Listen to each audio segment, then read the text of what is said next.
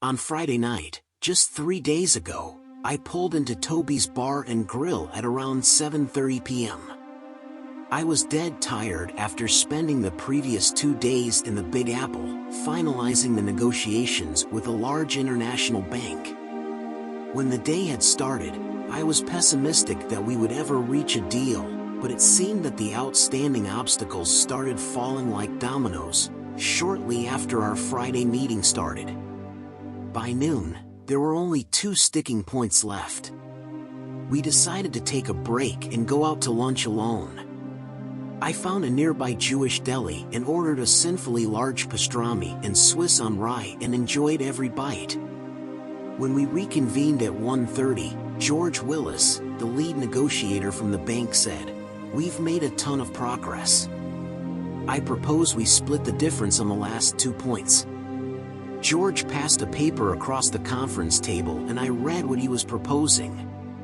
It most definitely wasn't splitting the difference, but was easily within the bounds of what my partners and I would accept to win this large contract. I scratched my initials on the page and George said that he'd email a formal contract to me on Monday. After shaking hands, we all went in different directions. I went back to my hotel, packed and checked out. I considered staying in the city for the night, because my fiancée Trish was away for the weekend with her 2 older sisters. They were staying at one of Connecticut's giant Indian casinos. They planned to spend their days at the pool and spa and their evenings in the finer bars and restaurants. Instead of another night away from home, I headed to Grand Central Station and caught the Metro North train to New Haven. By 7:30 I had driven up I-91 toward Hartford and exited the highway. I was heading through the always popular downtown West Hartford. I decided to stop for dinner. I was sitting in Toby's Bar area when I spotted my 2 future sisters-in-law, through the bar mirror, sliding into a horseshoe-shaped table. Their husbands slid in next to them. The immediate knot in my stomach and pain that seemed to spread over every inch of my body told me that my wedding plans, exactly 8 weeks away, were in trouble. My sisters-in-law should have been at the casino with Trish. After catching the bartender's eye, I said to Michael, "I need to go outside for a while. I promise I'll be back." "No problem, Chris. Do you mind if I put your drink on the shelf and open up this spot?" Michael asked, as he reached for my glass. I nodded in agreement and left Toby's. I sat in my car, in the back of the parking lot, and I sketched out in my head what I needed to do. I called Trish and she answered, "Hey love. How is the big city?" "It's the same as always. We finished up a successful negotiation and I'm heading out for dinner. I wish you were with me." "You're so sweet, Chris. I miss you too. We've had a ball all day." We lounged at the pool and sipped drinks. I have a nice head start on my wedding tan. I'm meeting my sisters in a few minutes for dinner. Trish and I talked for a bit more, before exchanging "I love you" and ending the call. I checked the Find My Phone app and punched in Trish's information. I'm not sure where Trish was, but her phone was in Falmouth, Massachusetts on the western end of Cape Cod. Fuck, I thought. Trish's longtime neighbor and friend, Nick Flaherty, had a family home in Falmouth. We'd been invited there a number of times. Looking through my contact information, I found Sue Flaherty's cell phone number. I called and after Sue answered, I said, "Hi Sue. It's Chris Harrington." "Chris? Chris Harrington. What a nice surprise. How are the wedding plans coming along? Nick and I can't wait to be there." I responded, "To be honest, I'm not sure how the plans are coming." Sue laughed and said, "That's a typical male response." "Hey Sue," I asked. "What are the chances that Nick is traveling this weekend?" What an odd question. Nick hardly ever has to travel over a weekend, but he is away this weekend. What's this about? Sue asked with a little concern in her voice. Before I answer, let me ask you, do you have a Find Your Phone app on your phone? Sue let out an involuntary sob, and in a near whisper she said, not again. A minute later, she continued, he's supposed to be in Philadelphia, but the tracker shows that he's at his family's cottage. With a sad sigh, I said, I'm sorry, Sue. Nick and Trish are together. Sue quietly cried for a number of minutes. This isn't the first time, she admitted. I'm going to call the son of a bitch and tell him not to come home. Can I ask you a favor, Sue?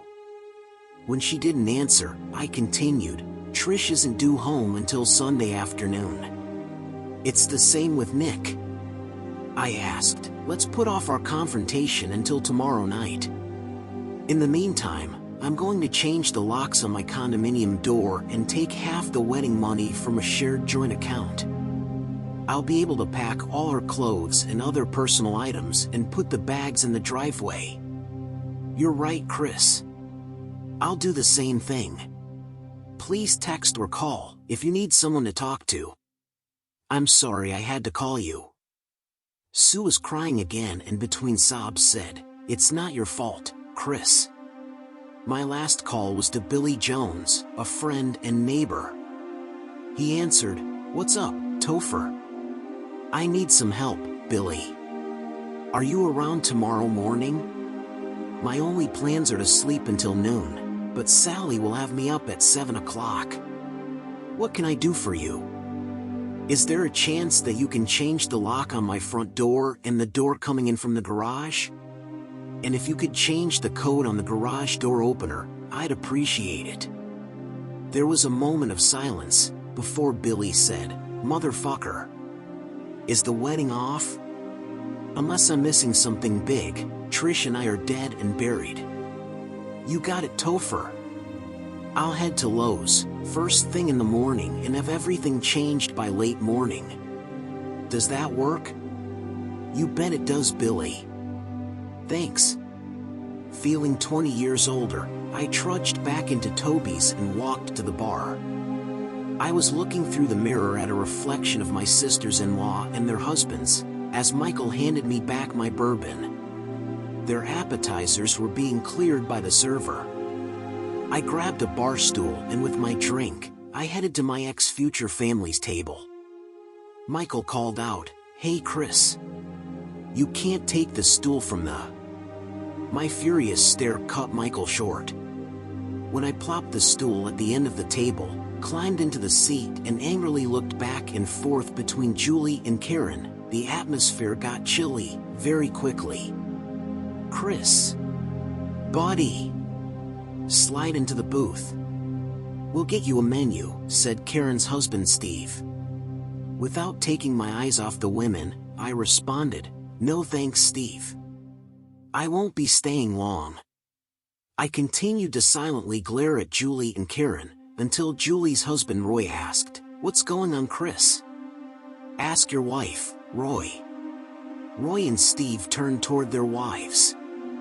It was easy to see that both women were scared to death. What's going on? Steve asked the sisters. Karen was the first to speak, when she said, it's not what you think, Chris. The thick tension grew, as I looked across the table toward Karen. I'm guessing it's exactly what I think. I told the group. Steve and Roy were looking back and forth between their wives at one end of the table and me at the other. When tears started streaming down Karen's face, Steve demanded, what's going on, Chris? Your wives are covering for Trish. They were all together in my kitchen last Tuesday.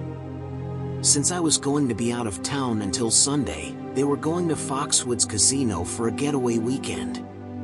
Where is Trish? Roy asked the sisters. When they remained silent, he turned and looked at me. She's at Nick's Cape Cod house. Is that true? Steve hissed. Both women were crying at this point. Karen nodded her agreement. Julie blubbered, Trish loves you, Chris. She really does. Steve rolled his eyes and Roy glared at the tabletop. She has a great way of showing her love. She and her sisters lie to me and she goes off with an old neighborhood crush for a fuckfest weekend, just 8 weeks before she marries me. Your sister is a piece of shit. Don't you dare. Roy interrupted his wife and said, "Shut the fuck up, Julie." Turning to me, he asked, "What are you going to do?" "I'm going to cancel the wedding." Both friends leaned back in the booth. Their wives cried even harder. "Dad has spent so much money on the wedding and reception," said Karen. "I don't care. I'm not going to marry a lying, cheating slut like Trish." I waited a few moments before I told the group, "I've told Sue Flaherty that Nick is cheating with Trish. We both would like 24 hours before we crush them." 4 sets of eyes were looking at me when I asked Roy and Steve, "I need your help. Can you make sure?" My head jerked toward their wives. "Can you make sure they don't contact Trish until 6:15 p.m. tomorrow night?" Both women started to protest before Steve said, "We sure can, buddy." And then turning to his wife he said, "I'm disgusted with you. I have to wonder if your sisters have ever covered for you while you cheated on me." Karen was stunned as Steve continued, "If you or Julie contact Trish in any way, I'll consider filing for divorce." Roy's face was bright red in anger. His response brought a sad groan from Julie when he said, "After the troubles we had at the start of our 3rd year together, I might file for divorce either way. But understand, I'll definitely file if you contact Trish." I shook both men's hands and left the restaurant. Saturday was busy. It took me several hours to remove the last evidence of Trish from our home. Instead of piling the filled garbage bags in the driveway, I rented a small storage unit and my neighbor Billy loaned me his pickup. It only took 3 trips to get all of the bags off my property. The most difficult part of the day was writing an email to our wedding guests. I worked on the email in bits and pieces throughout the day. It read, Subject, Harrington and Clark Wedding Update. Dear friends, I am currently halfway through a spectacular weekend, just 8 short weeks before my wedding day to Trish Clark. The weekend was spectacular because I discovered that Trish has spent her weekend in another man's bed. Trish and her longtime neighbor Nick Flaherty lied to me and Nick's wife Sue. With the help of Trish's sisters, Karen and Julie in their lies, the couple is spending this weekend together on Cape Cod. You might wonder why I think this awful behavior is spectacular. The reason is simple. I'm not married to Trish. It's much easier to cancel a wedding than to go through the agony of a divorce. This email is my official notice that I am canceling my wedding to Trish Clark. Sincerely, Christopher Harrington. I called Sue Flaherty at 5:30 on Saturday afternoon. Together, we filled in each other on the tasks that we were able to complete. Because Sue was married, her separation from Nick would be much more difficult. She was able to talk with an attorney on Saturday morning and had an appointment scheduled for Monday morning. The attorney had recommended canceling joint credit cards and, as much as possible, separate the family finances. It was typical legal advice in the case of divorce. We finished our call a few minutes before 6 p.m. and we agreed to send our spouses a text at exactly 6 o'clock. My text simply said, I hope you are enjoying your weekend with Nick. Thank you for showing me in the world that you are a liar, a cheat, and a slut. Our wedding is canceled. I sent the text at exactly 6 p.m. A moment later, I sent the email to our family and guests. 16 months later, I stood at the edge of the altar. My best man and groomsmen were flanking me to the left. The maid of honor and bridesmaids had each processed down the center aisle of the church, each looking as stunning as the last. Tears came to my eyes as I looked toward the back of the church. Trish's father stood proud, dressed in his black tuxedo. His eyes, like mine and the rest of our guests, were locked onto the most beautiful bride ever. Her blonde hair was styled and looked beautiful under the small white veil. Her blue eyes sparkled and were filled with love, and her deep red lips gave me wicked thoughts of our upcoming wedding night. The form-fitting white wedding dress highlighted her heavenly figure, without making her look slutty. It was perfect. As Mr. Clark and my bride started down the aisle toward me, I felt a pair of eyes drilling a hole through me. I scanned the guests on my side of the church before glancing to the bride's side. That's when I saw Trish. She had tears cascading down her cheek. I saw her silently say, "I'm sorry," before she turned toward her father and youngest sister walking toward me. Who the hell understands this better? What would you have done in this situation? Comment down below, subscribe to our channel so that your second chaff doesn't cheat on you, and go ahead and listen to the next story, because this story is nothing compared to the next one. If you're under 18, don't even think about listening to the next one.